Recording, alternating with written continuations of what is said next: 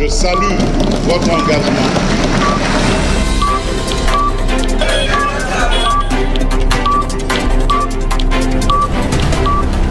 Pourquoi pas? Les filets qui tremblent.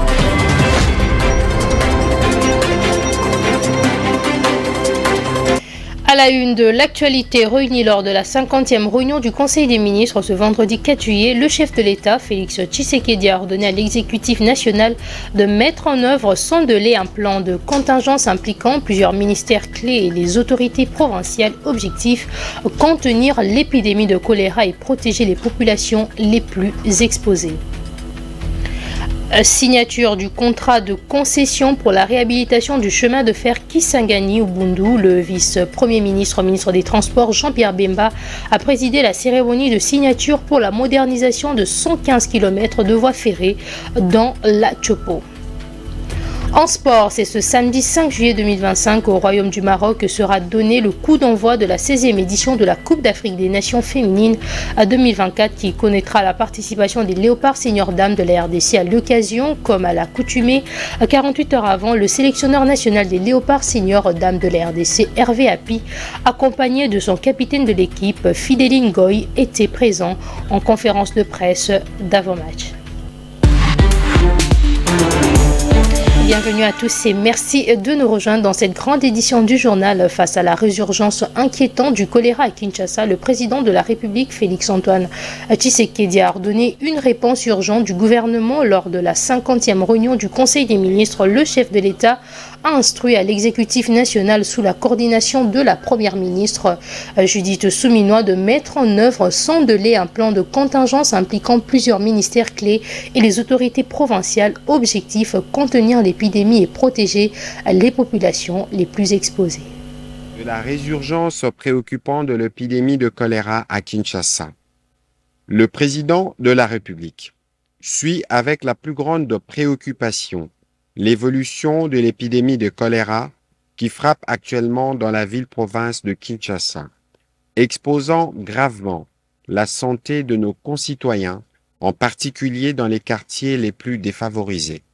En ce moment de détresse, il a adressé toute sa solidarité aux familles endeuillées ou touchées par la maladie et il a rendu un hommage appuyé au personnel soignant, aux équipes de première ligne et aux agents communautaires qui, avec courage et abnégation, s'emploient à sauver des vies.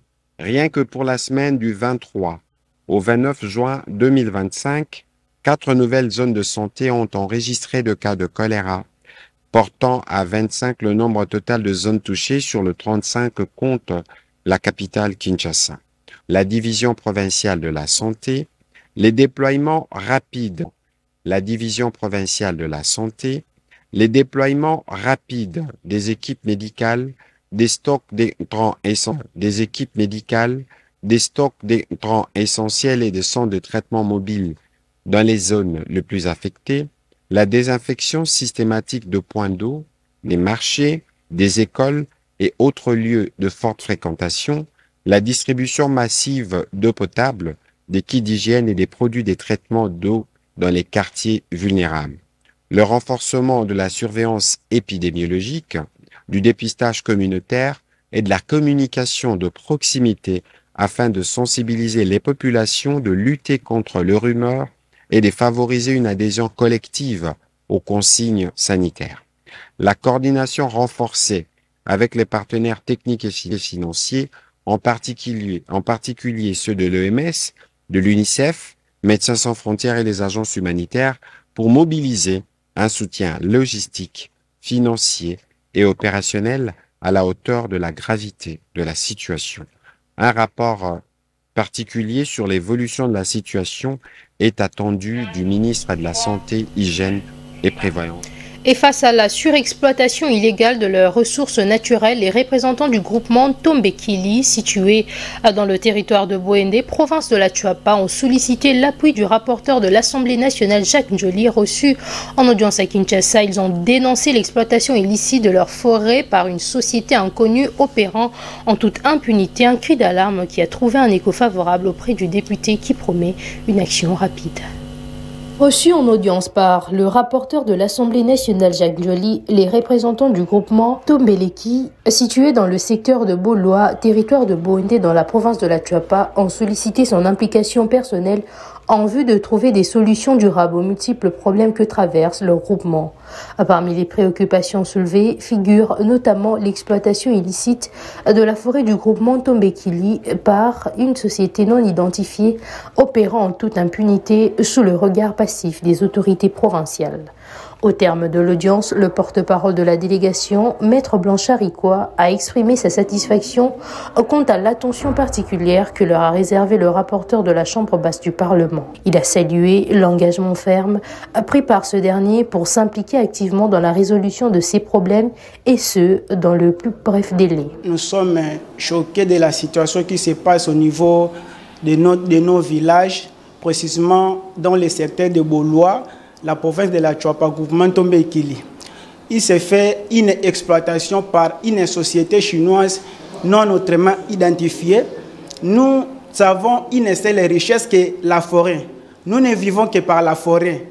On est venu nous imposer une exploitation. On exploite nos bois, on exploite notre forêt, nous laissés par nos ancêtres, et c'est là illégalement. Et c'est là par imposition de certaines autorités, par la complicité de certains élus provinciaux. En tout cas, nous sommes mécontents. Nous sommes venus voir l'honorable rapporteur pour lui montrer ces mécontentements que nous avons. En profitant de l'occasion, Niafeboeli Bontette, notable de Ntombekeli, a lancé un appel pressant à tous les exploitants forestiers œuvrant dans cette région, les exhortant à suspendre immédiatement toute activité d'exploitation en attendant les conclusions de la commission d'enquête qui sera prochainement diligentée sur place. Le vice-premier ministre, ministre des Transports, Voies de Communication et Désenclavement, Jean-Pierre Bemba, a présidé ce vendredi à Kinshasa la cérémonie de signature du contrat de concession relatif à la réhabilitation et à la modernisation du chemin de fer sur le tronçon Kisangani-Ubundu, long de 115 km dans la province de la Tchouapa. Ces projets a été signé entre d'une part la République démocratique du Congo et d'autre part un consortium composé de la société Sud-Korea et l'entreprise congolaise Masco Energy avec l'appui financier de la banque Equity BCDC. Ces signatures marquent les passages à la phase opérationnelle d'un projet structurant pour les désenclavements du nord-est du pays. Elle fait suite au protocole d'accord signé quelques semaines plus tôt portant sur la réhabilitation des tronçons ferroviaires Kisangani-Ubundu et Kindu-Kalemi. Ces projets s'inscrivent dans la vision du gouvernement de la RDC visant à renforcer l'intégration nationale à travers la modernisation des infrastructures des transports. Lors de la cérémonie, Mandia Massoudi Gabriel a annoncé que les travaux débuteront dans les prochains jours. Nous tenons d'abord à remercier Son Excellence le Président. Depuis les premiers jours jusqu'à ce jour, il n'a pas ménagé d'aucun effort et nous voilà arrivés aujourd'hui. Vraiment, c'est un grand jour pour nous. C'est-à-dire que nous avions signé les protocoles d'accord d'abord, les protocoles d'accord pour la réhabilitation et la modernisation du chemin de fer de Kisangani, Ubundu, Kindu, Kalemi. Alors ici, il s'agissait de signer les contrats de concession de la première phase Kisangani Ubundu, étant donné que les études de faisabilité ont déjà été concluantes. Et aujourd'hui, c'était pour nous permettre à ce que les travaux débutent normalement. Avant la livraison, c'est 3 ans.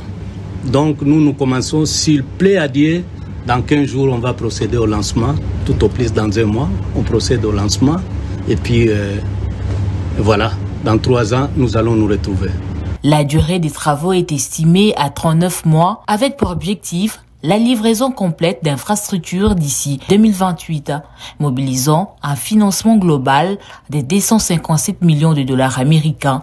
Ces projets constituent une avancée majeure dans le cadre de la stratégie nationale de relance du réseau ferroviaire congolais.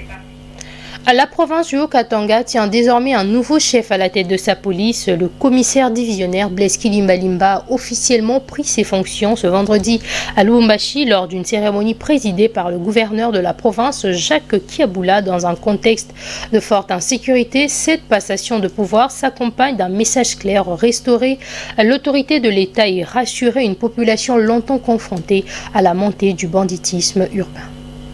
Aux objectifs que nous assignons.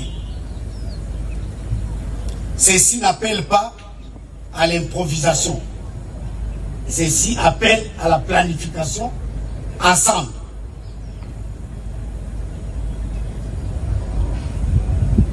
Ceci appelle au commandant qui doit savoir son rôle d'encadrer en tant que leader les hommes qui sont mis à sa disposition. Et jaloux de sa mission, et il doit comprendre qu'il y a un certain nombre d'attitudes et de comportements que lui doit adopter et que ses subordonnés doivent adopter pour obtenir les résultats. Quand on parle de la sécurité, c'est-à-dire il y a possibilité qu'il y ait des menaces de plusieurs ordres, politiques, religieuses, sociologiques, anthropologiques, environnementales. Tout ça sont des menaces que nous sommes appelés à réduire, à gérer, pour que ça ne puisse pas escalader. Nous sommes dans une province minière. Les mines sont convoitées par tout le monde. Il y en a qui veulent les obtenir même par moyen de violence, par vol, par des trafics illicites. D'autres veulent ravir l'argent de quelqu'un pendant qu'il dort en les braquant les armes. Je parle des voleurs à main armée. Je parle des casseurs de vitres. Voilà les menaces claires que nous avons en province.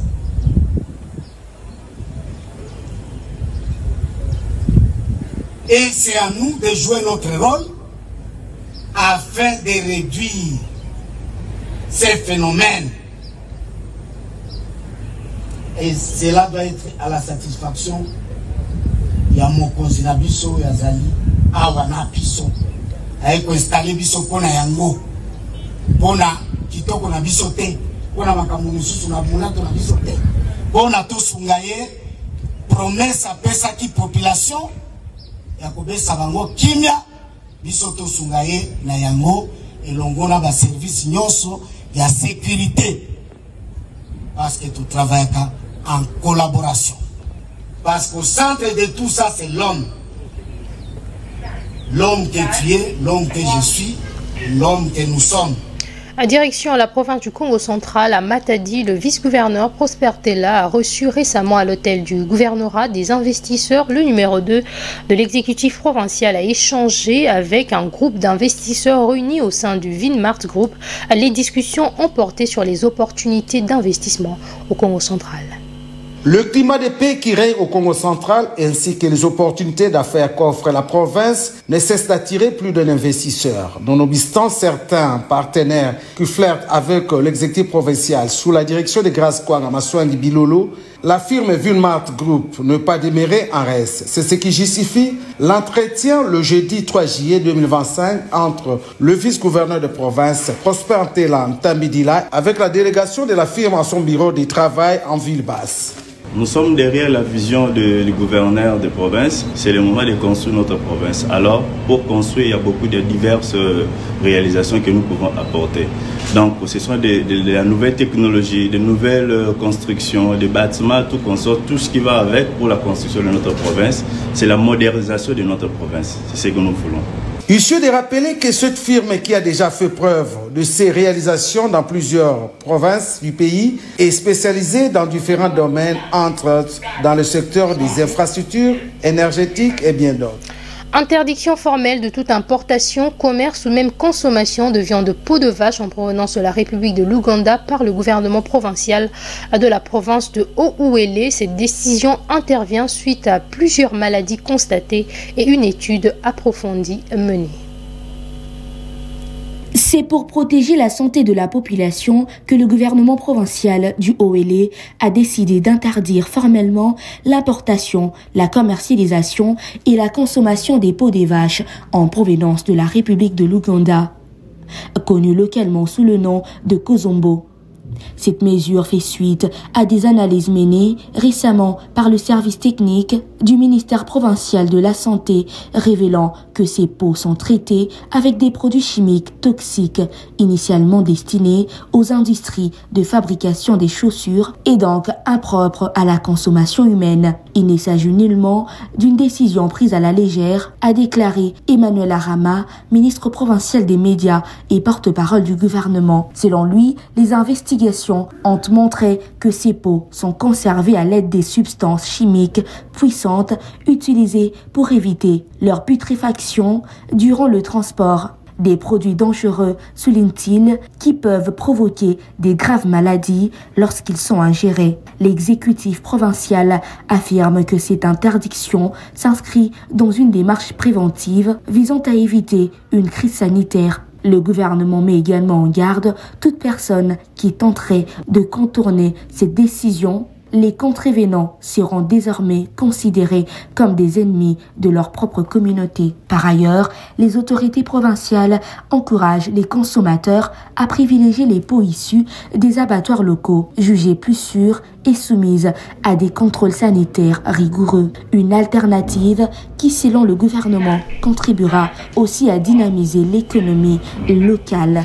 Et c'est depuis ce vendredi 4 juillet que les autorités provinciales de Kinshasa ont lancé une opération de démolition de constructions illégales le long des avenues Trois-Vallées et Allées Vertes dans le quartier Joli Parc dans la commune de Ngaliema. Cette action vise à faire respecter l'emprise publique et la loi après de multiples avertissements. C'est le ministre provincial de l'Environnement qui a supervisé le début de ces travaux. Parlons sport à présent. À 48 heures de leur entrée dans la matière à la 16e édition de la Coupe d'Afrique des Nations Maroc 2024 contre les Lions de la Teranga du Sénégal, le sélectionneur national des Léopards Senior Dames de la République démocratique du Congo, Hervé Api, accompagné de son capitaine de l'équipe, Fidéline Goy, était présent à la traditionnelle conférence de presse d'avant-match le vendredi 4 juillet. Si le sélectionneur a tout donné pour faire bonne figure, en revanche, la République démocratique du Congo et la capitaine se permet d'y croire à une surprise dans cette compétition. Nous voilà donc arrivés pour cette CAN avec mon équipe. Voilà, nous avons fait un stage de préparation, je dirais, un petit peu compliqué parce que pour diverses raisons, mais voilà, on est très, très content d'être là et on va faire notre maximum pour bien figurer sur cette CAN.